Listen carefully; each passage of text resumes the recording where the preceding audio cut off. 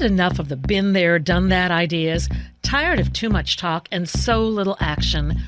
Rewind now and welcome to Transformation and Change Radio with Dr. Kathy Obear, where the vision of true equity, inclusion, courage, and purpose meet powerfully. Dr. Kathy delivers with dynamic, engaging conversation and the most authentically brave dialogue on air today. This hit show will challenge you to explore current issues of diversity, equity, and inclusion and deepen your capacity to choose courage to speak up to greater inclusion in everything you do. Fasten your seatbelts and accelerate your effectiveness to become a powerful change agent in your life, community, job, and society. Imagine true equity and inclusion and get the tools to really manifest your vision. No frills, no fluff, just really powerful, good stuff. Transformation and Change Radio starts now. Welcome back to Transformation Change Radio with my delightful dear friend and co-host, Dr. Becky Martinez. I'm Dr. Kathy Obear. We're excited you joined us. Today, we're going to mix it up just a little bit because we've been looking at issues of class and classism with guests for 6 or 7 months now. Mm-hmm.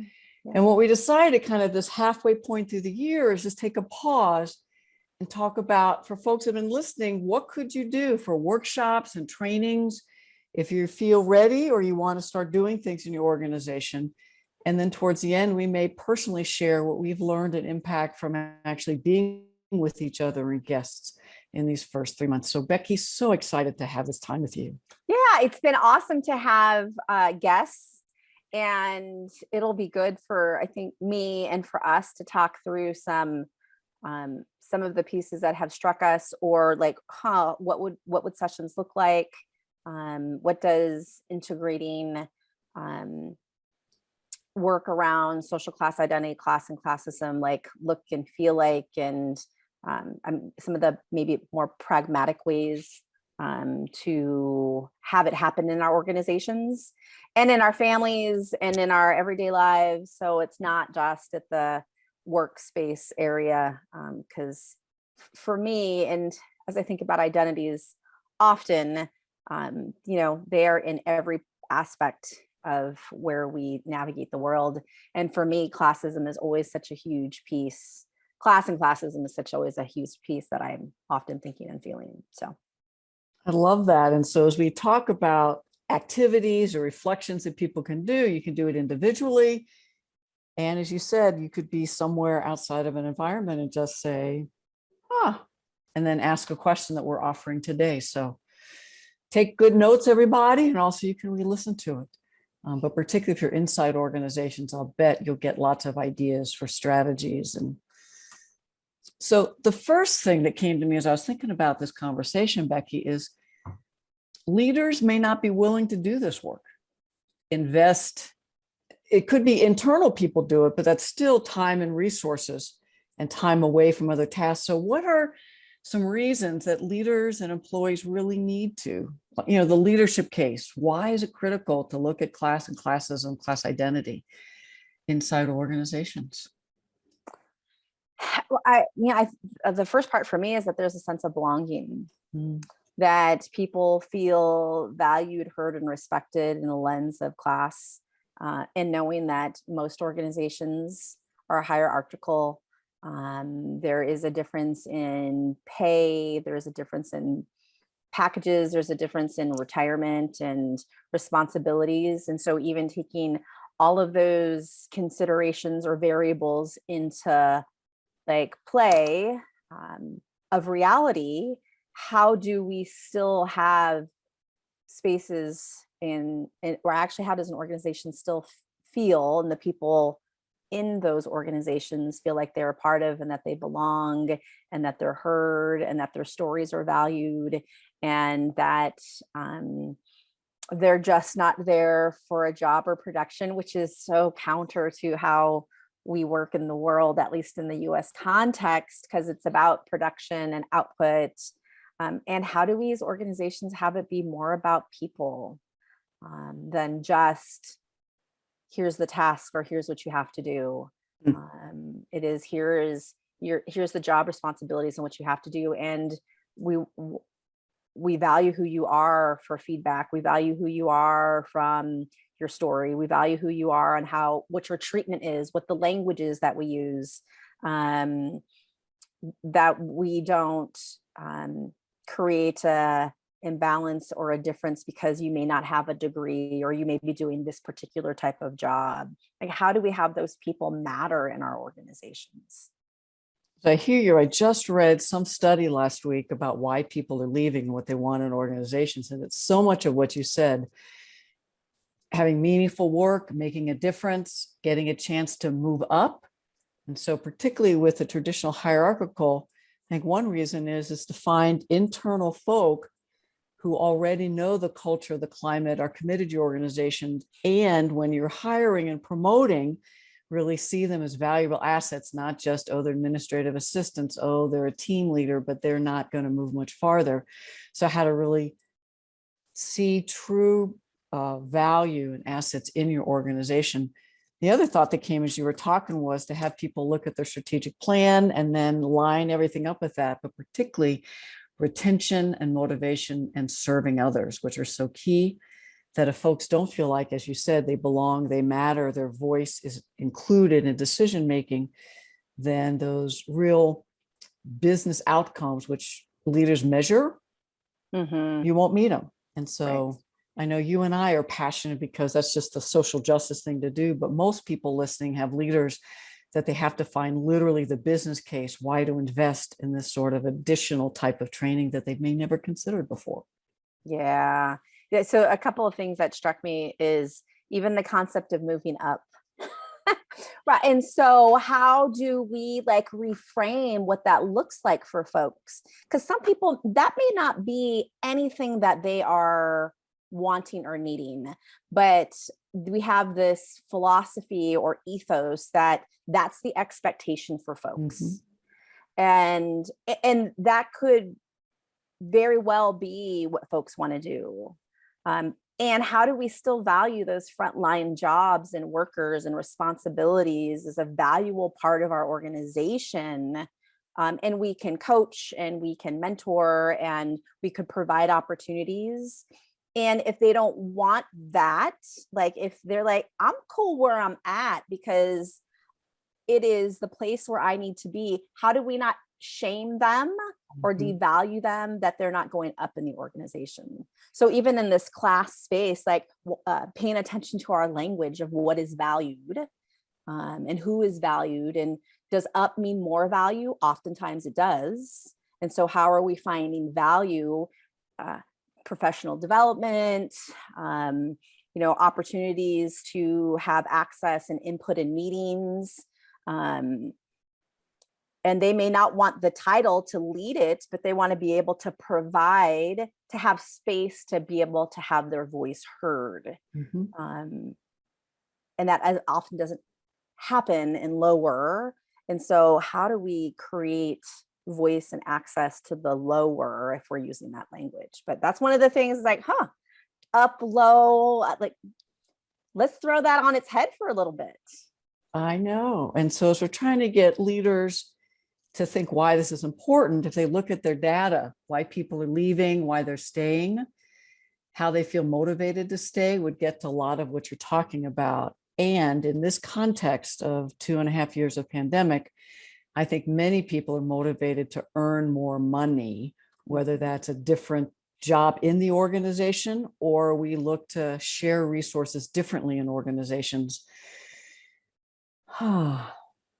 So once leaders agree, whether they're HR, whether they're management, that this work is needed, what could be some outcomes that could be reasonable? Because, inside and outside organizations, they do need, when they're doing, okay, we're going to do this workshop. So what's it going to be? Title, description. So what could be some ways for people to think about presenting this in a way that leaders, HR will buy, knowing that it's so critical and needed?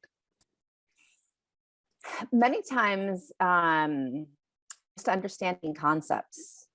So being able to, so when I do session outcomes, right, or intentions, because outcomes feels so like we got to be doing this shit for like years.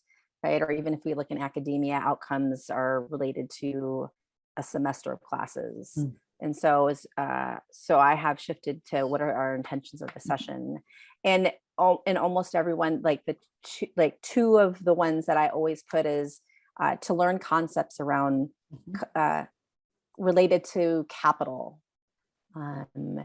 for language purposes. Like, okay, so yes, class is about money, and class is so much more than about money. So how do we talk about the various forms of capital and present those in ways that folks can hear them and understand them? And so relating so here's like the conceptual framework of social class identity.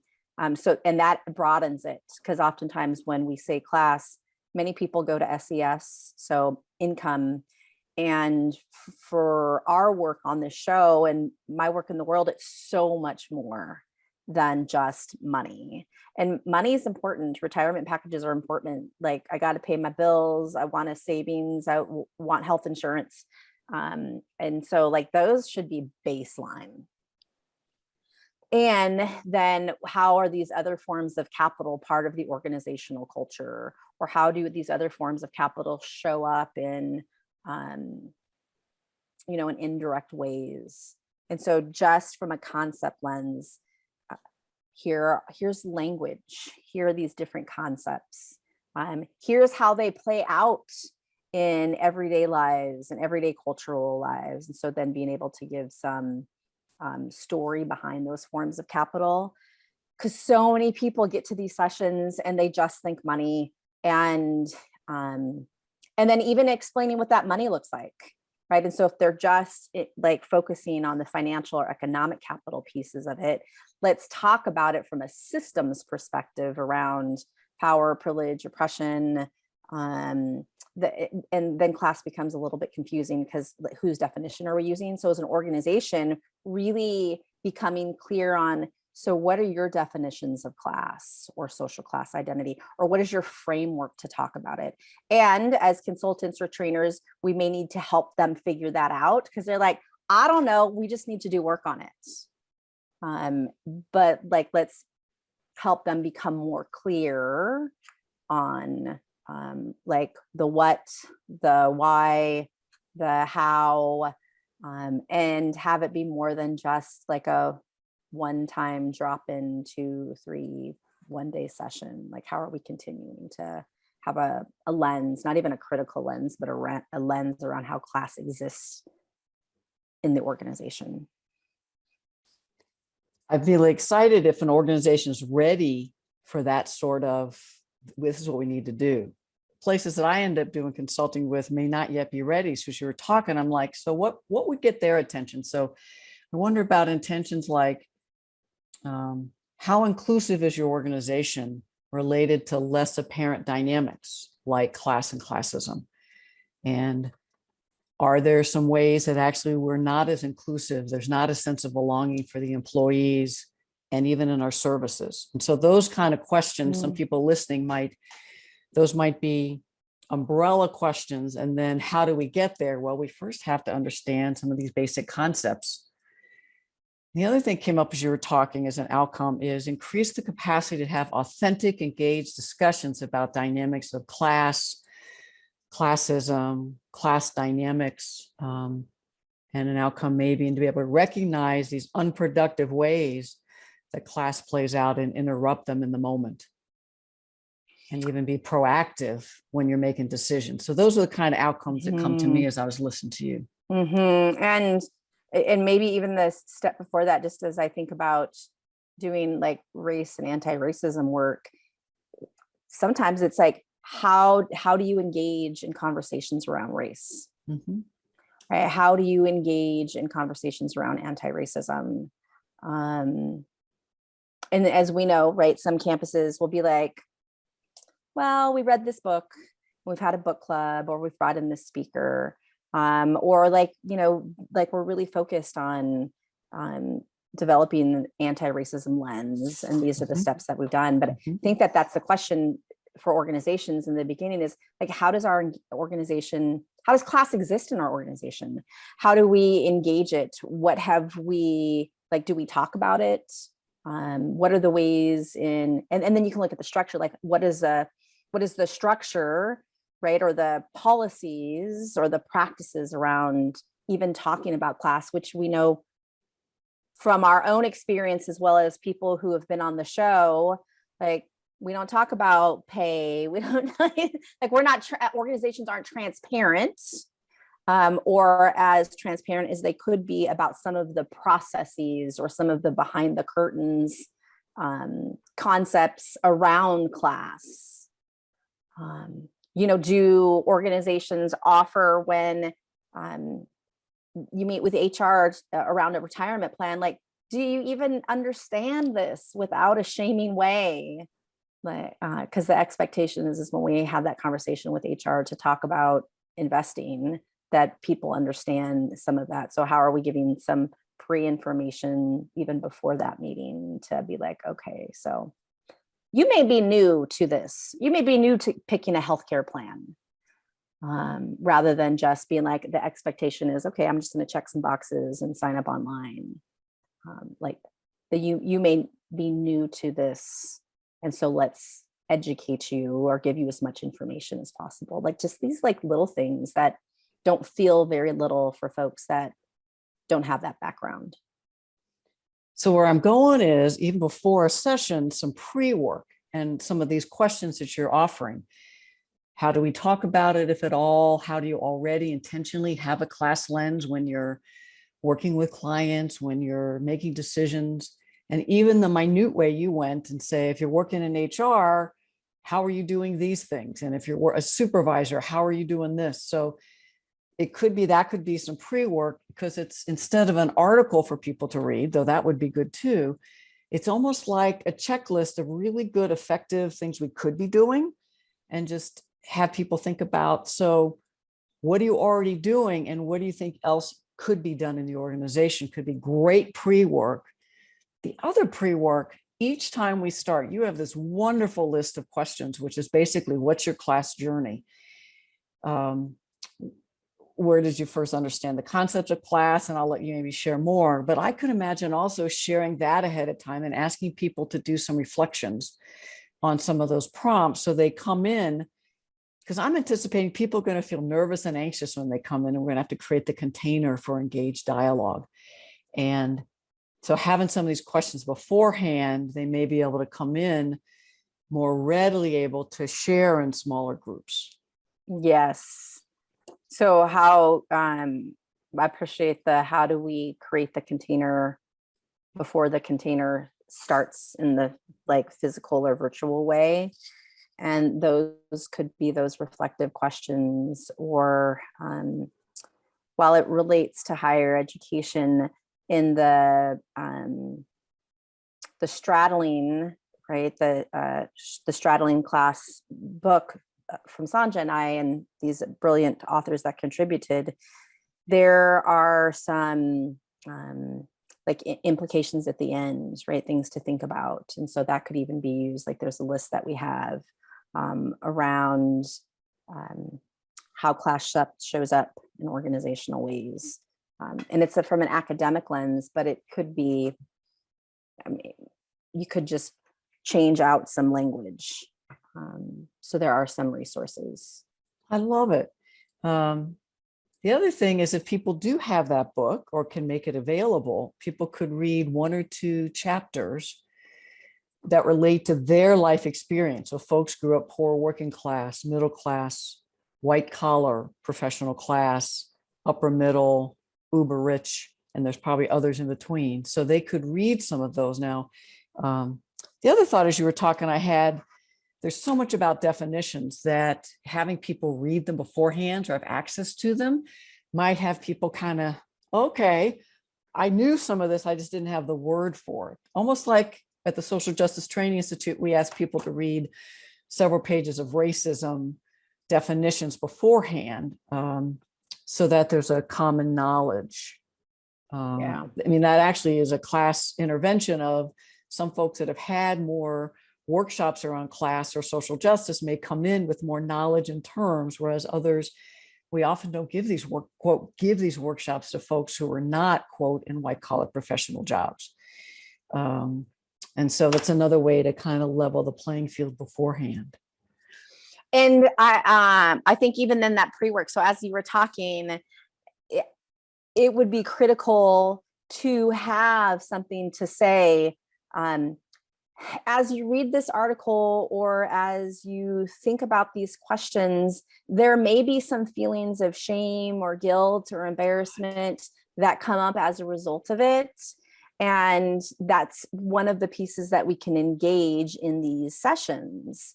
Because what I would imagine, and this is an example for me, is I was going to SJTI when I was a youngin, and I was, I think the book was, it's on my shelf somewhere, like Working Class in America. I think that was the book.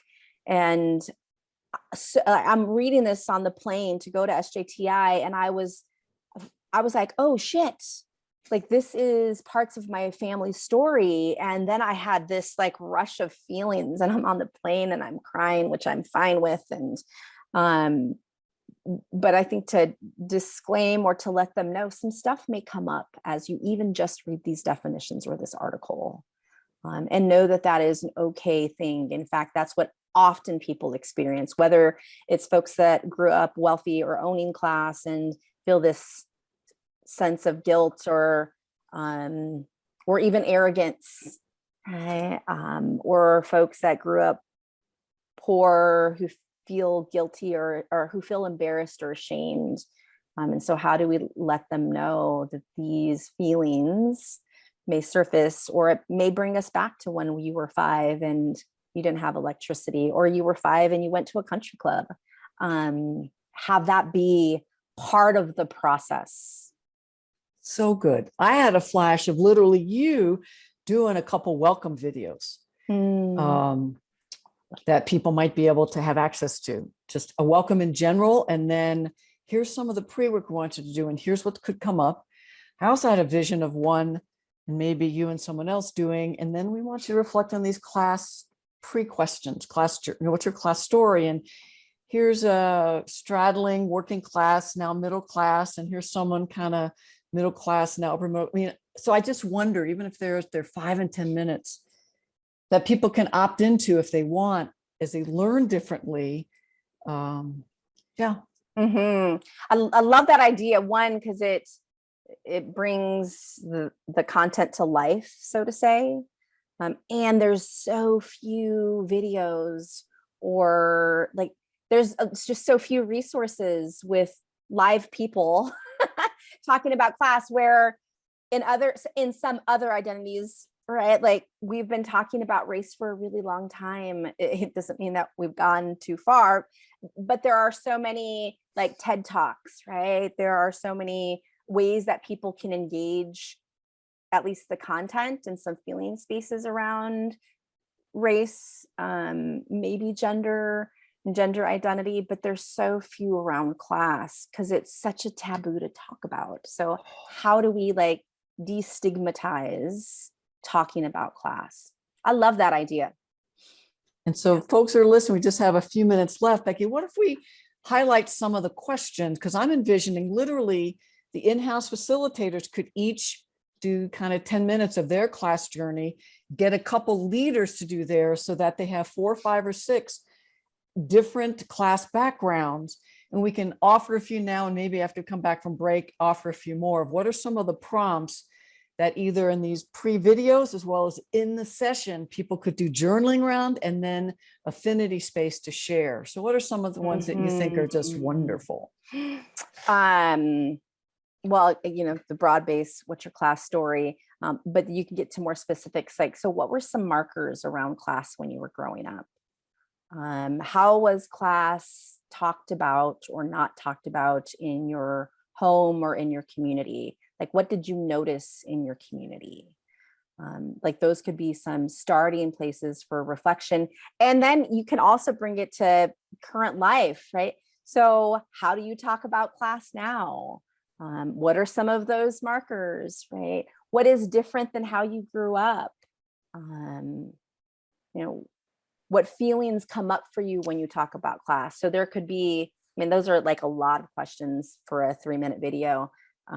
But those could be some prompting questions for people to share a little bit of who they are or what class means to them. I love it. A couple others that came up. How did you know? And so, and that might be what you mean by markers, but I've heard so many people who grew up poor say, we didn't know we were poor until. Totally. And so when did you know? How did you know? I love all the feelings when you realized that society said you were. What were the messages you got about the classes you were in? Because you might have been in several over your times, the classes that other folks were in. Any and all of those listeners could get folks fully in their bodies, asking their journal beforehand, and then come back and pretty early on maybe share those. Anything else that comes up as we are about to go to break? Well, I would say those videos allow vulnerability and role modeling that it is okay to be vulnerable and talk about class. Because again, we've been socialized to not do it and it's taboo. And so to see people outside, like in your organization and outside of your organization talking about it, allows you to breathe differently, to be like, okay, I can be vulnerable in my story around it and have it be upheld, have it be supported, have it be cared for, and have it be okay. So yeah. Yes. Well, when we come back from break, we'll do more. Back here with Transformation Change Radio, Doctors Kathy Obear and Becky Martinez. We'll see you on the other side. Yep.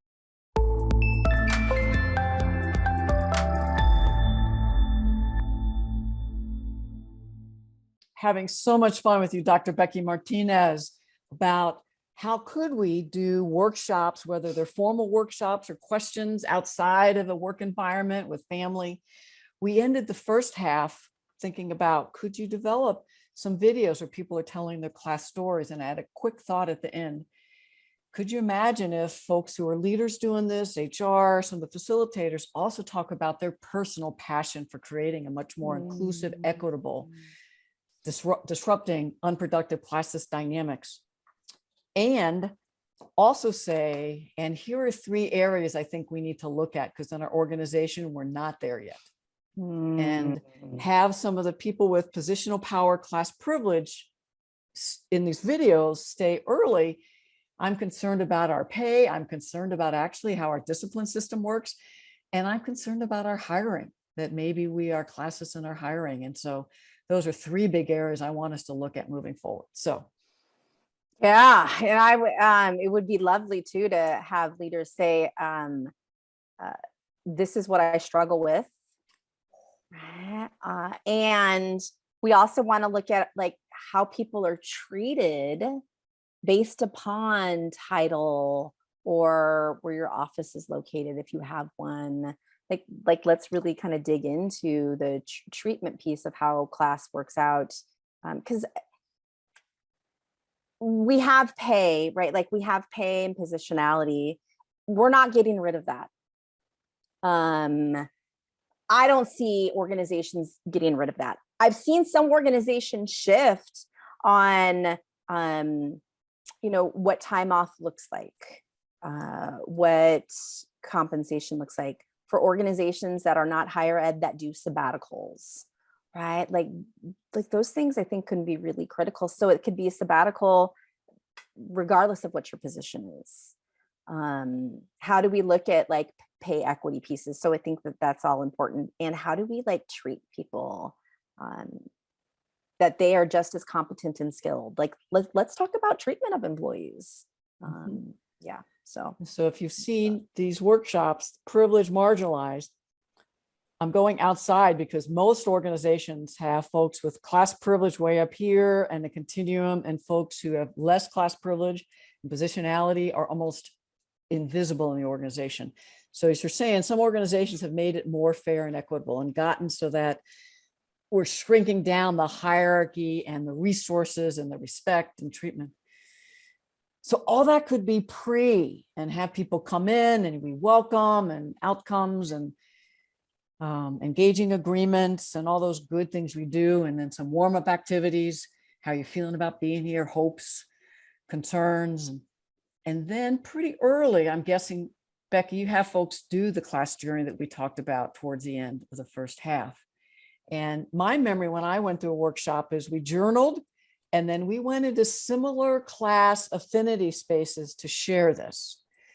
And we were in there a while, or with 3 other people who in my case would have been grew up middle class, white collar professional class. And then we told our stories. What are some other ways that you have people doing that kind of class journey before we get to like definitions and stuff? Yeah.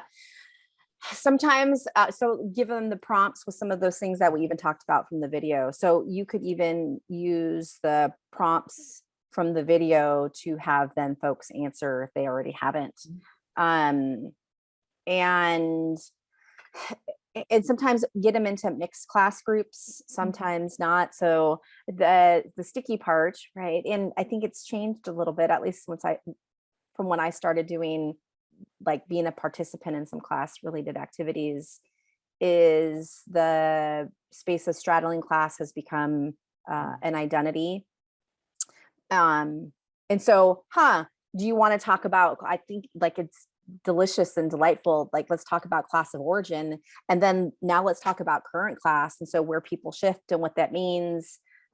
There is an activity that is for me, it's a heavy hitter, and it's so good and it's so difficult, is like line up and like of how you grew up around class. And so then you got it's awkward and uncomfortable, and people are like, oh my gosh, I can't believe I have to do this. And it gets down to like these, as you said, some folks don't know until their referent group changes.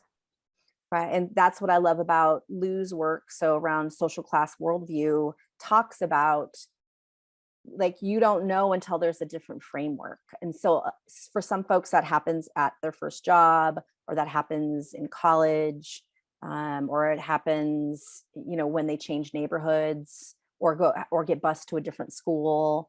And so you have one particular lens, and this is how I think all of it is, right? And then you go to somewhere else and you're like, oh my goodness, whether it is there are people who are struggling financially, or that, are experiencing homelessness or hunger, or there's like people who have yards and get to play in different ways. And so,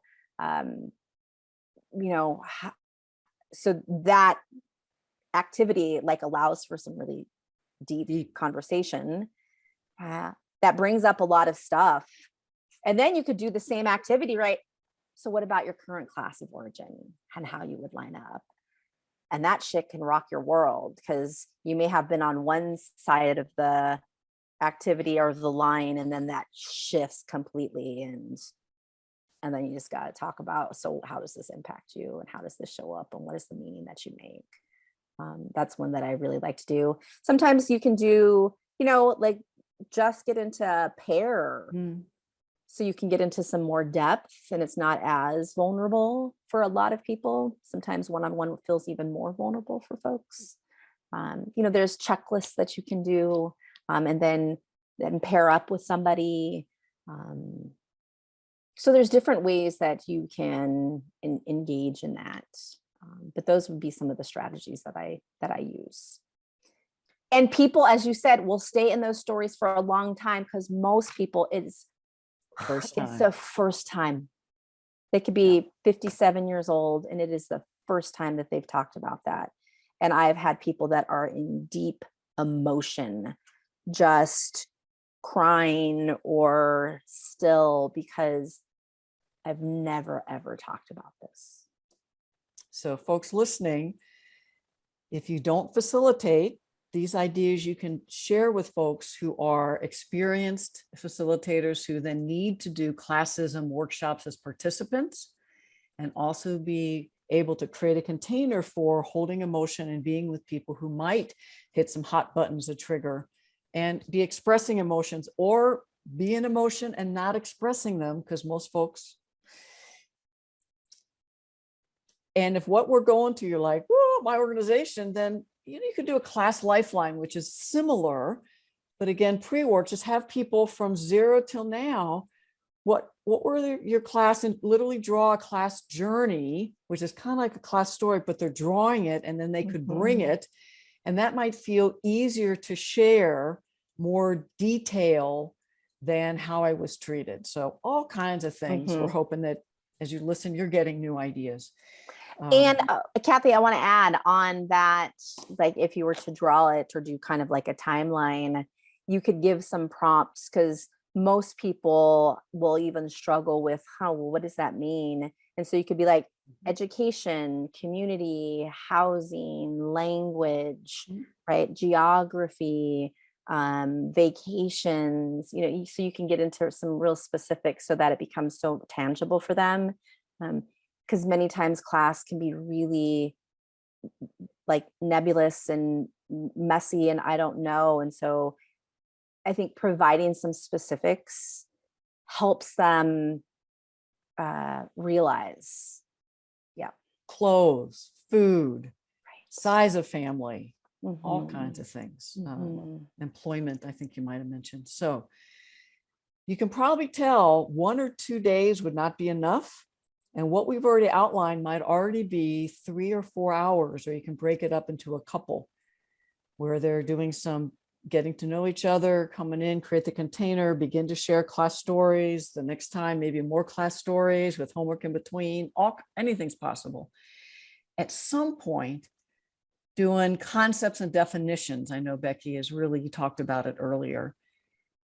What are some ways that people could help others learn those in a workshop or a sitting at lunch place? I imagine sitting at lunch space. So thanks for bringing that up. And so maybe there's some prompts or pre-work or something around various forms of capital. So one, what are the definitions of class and the strata? And that's where it becomes complicated, because whose definition are we using? Are we using it from the government? Or so becoming more clear in your organization around like what definitions are you working from? And I would advise that you work from definitions that are beyond the economic government one, or you're going to be stuck in an SES or economic financial capital space, and broaden that. Please use a brush stroke on class. Don't let it just be one particular color or one particular stroke. And then you have these different forms of capital, right? Social capital, cultural capital, academic capital, language capital, financial, economic capital. Somebody, a couple, I don't know, brought up emotional capital. That's good. And I was like, oh shit, I didn't even think about that. So like that, I'm adding to my way to engage class. And then, you can give some examples of how those play out, or give an example. I think academic capital, we know degrees, where our degrees are from, what our degrees are in. And that is often weaponized in academic settings and in some organizations. And so depending upon the industry, really thinking about how do we weaponize academic capital. And then you have language. I noticed that I have said probably 4 curse words in the last 45 minutes. And how does that even land on the listeners right now? Is she supposed to, is it okay if she says shit? Right? If people, how do I integrate, how do I pay attention to language and what I think of people when they say certain things? It's usually curse words, or maybe slang or jargon. And how does that show up organizationally, and who's listened to or not listened to? And then, social capital is very much who I'm having relationships with, right? What are my mentoring or informal relationships with folks, networking? Cultural capital is the information that we know, how do we know things? And what is it that we know, and what's valued in regards to knowledge? So, and then you can have them okay, so talk about this. How does this play out in the organization or your unit, or as a supervisor or as a leader? And sometimes it feels more safe to have that conversation in levels. And I don't want to say safe, I don't want people to be uncomfortable. But like, you may be able to get some, like, similar to race, like get into some affinity space in like positionality in your organization, and then be able to do a cross class. Yeah. Because if we expect the cross class to happen soon, that shit's almost impossible, and it does not go well. Yeah. And folks with less class privilege and classless experiences in their lives actually get the brunt of it. And I would think that would the harm caused. When you're talking, have you ever heard, life experience capital, common sense capital? Have you ever heard of those? I have not. I just made them up. They're probably somewhere. But here's what I was thinking. All the ones you named, how I grew up, and then my elite education, I had access to all those, not as much as some others. But I'm thinking of most organizations, 60, 80% of the organization might be folks who grew up poor working class and might still be in jobs that are not paid much more than 40, 50,000. Is that fair? Mm-hmm. I wonder if adding those, if y'all are listening, because some folks are like, I got street smarts, I got growing up in this neighborhood smarts. And if they're in affinity space, to say, I may not have academic or social capital with the leaders, but I know the people we serve because I'm in the community with them, and it's not valued in organizations, but I have all kinds of capital this organization could value better, and I could help this organization be more successful if we did the kind of life experience. So that's why I got there. Well, and that actually, Kathy, fits very nicely and appropriately into cultural capital. I love it. Right. But often we think about cultural capital as like intellectual knowledge or like book knowledge. And that's not necessarily the case. So if we look at the community cultural wealth model, and I think cultural capital is a part of that, like it is not referring to academics. And so even how do we reframe what cultural capital is in a class lens? Because it's like, I don't care how many books that you read, like, do you know how often you have to like water the citrus trees, right? Or like how you do irrigation systems, right? Or how you lay cement, like that is cultural capital, like that's knowledge. And depending upon where it's valued and how it's valued. So like, let's think about that. Like, I don't know how to systematically like be as most efficient to clean a hotel room. And like, how do we value that as cultural capital? So I would say that like, let's reframe and put some more depth into these spaces of capital. And so what you just described, concepts, definitions, affinity space, come back, share, how does this play out in organization, could be a whole nother chunk of it. 2-4 hours. Just breathe, y'all, if you're listening. This is not a one and done. That's what capitalism says. I'll bet most people want to get to, but what do we do if? But all that we've done so far helps people be more successful to recognize classist microaggressions at the interpersonal level, in the culture and the climate. When someone says, you know, their genes were a little tight, that we can't hire them. I mean, so those kind of comments and hiring. And so what are some ways that we can raise people's awareness of the thousands of types of microaggressions that happen that are negatively impacting people, particularly with less class privilege and less kind of status in an organization or in society? Ooh, I mean, there's so many microaggressions that are connected to just the word and definition of professional and professionalism. And so, like, let's really interrogate just that word and the expectations of people to show up professional. How do we define professional? Even this morning when I woke up, I was like, oh, it's hot because it's 103 here. I'm going to wear something that doesn't have sleeves and my tattoos will show. And what are people holding around that? But, you know, I'm on this show and I'm introduced as Dr. Martinez, and people have my credentials. And so that balances out these tattoos, and these tattoos are fairly safe because they're pretty and they're butterflies and they're flowers. And so that's going to be received different than if it was like old English letters or something like really harsh, or that people connect to prison or gangs or right. Yeah. And so like, how do we talk about like, so I think microaggressions all the time around tattoos, around what folks wear, what's appropriate, how people talk, how we talk with them about how they talk. But yeah, so professional, so much microaggressive behavior happens just with that particular word. One of my shortcomings is I like to do everything at once. And so when I hear you, that could be how you start, right?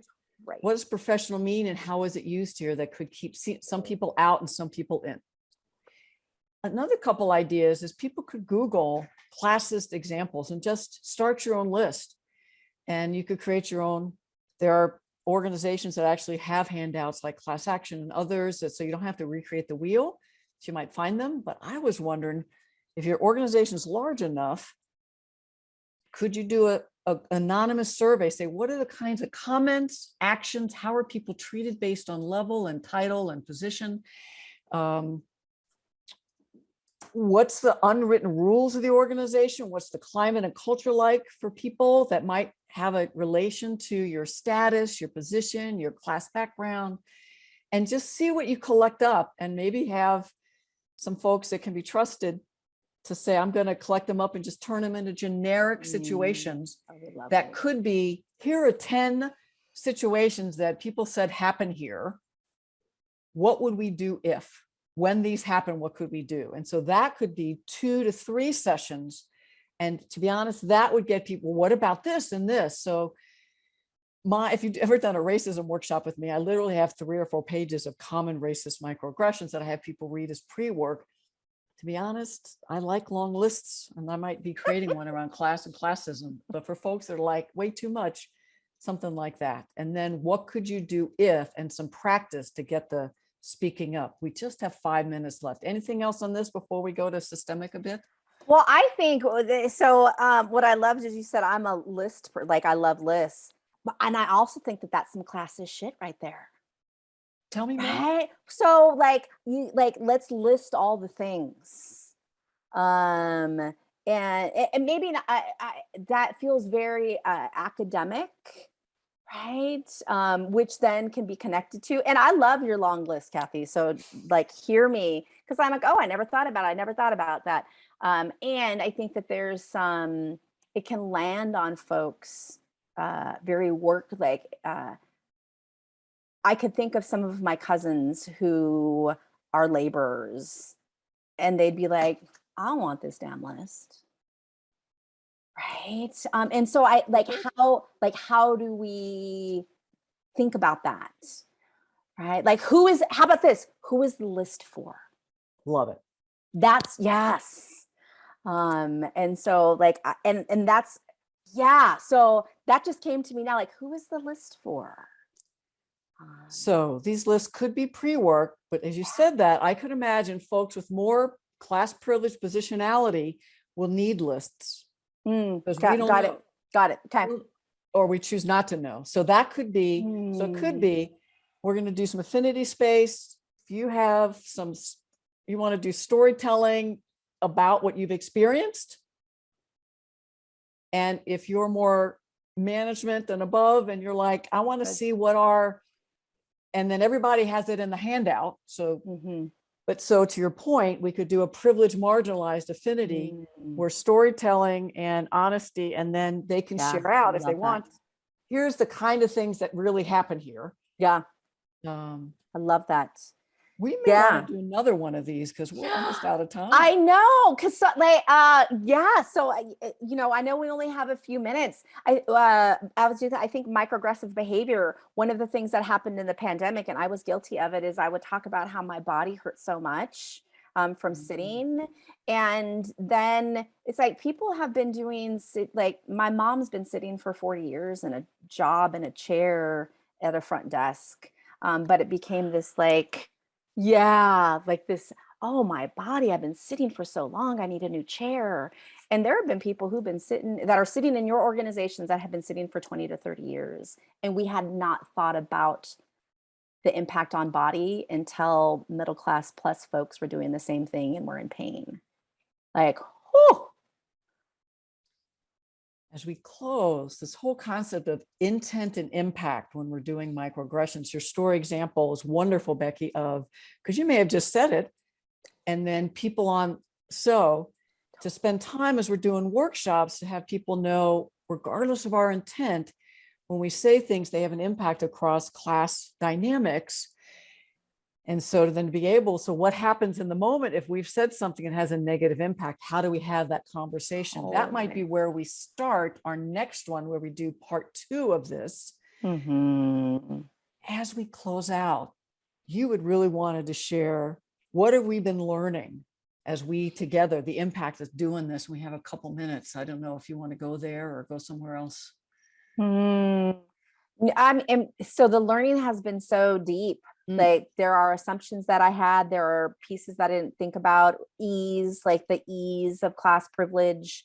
I'd never heard that to hear your story, like pieces of your story. I think the learning together with you has been really important. And for us to have really authentic dialogue, to build our capacity to talk about class individually and systemically, that's been delightful for me. I join on all, and as I come from much more class privilege then, and I think now, I feel less guilt and shame just naming the truth. And I think that's what we need to do in organizations, as you've taught me, is just to be able to talk about class without the guilt, shame, especially with class privilege, to not hold on to it and be like, are there ways that we can really make this more equitable and fair? And when we do part 2, we'll do so much more. Whew. Yeah, so good. We have to close out. Yes. So thank you for holding with us. Stay in it. Ask some questions to yourself.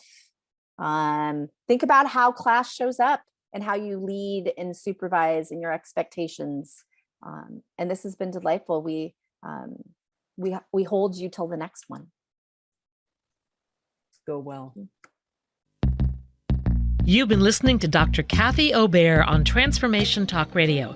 Thanks for tuning in, and be sure to catch us next time as Kathy inspires listeners to become agents of change, motivate, innovate, and speak truth to power. Step into the courageous you that will change the world. Connect to life-changing conversations to extend your reach. For more information on Kathy and her work, please visit drkathyobear.com. That's drkathyobear.com.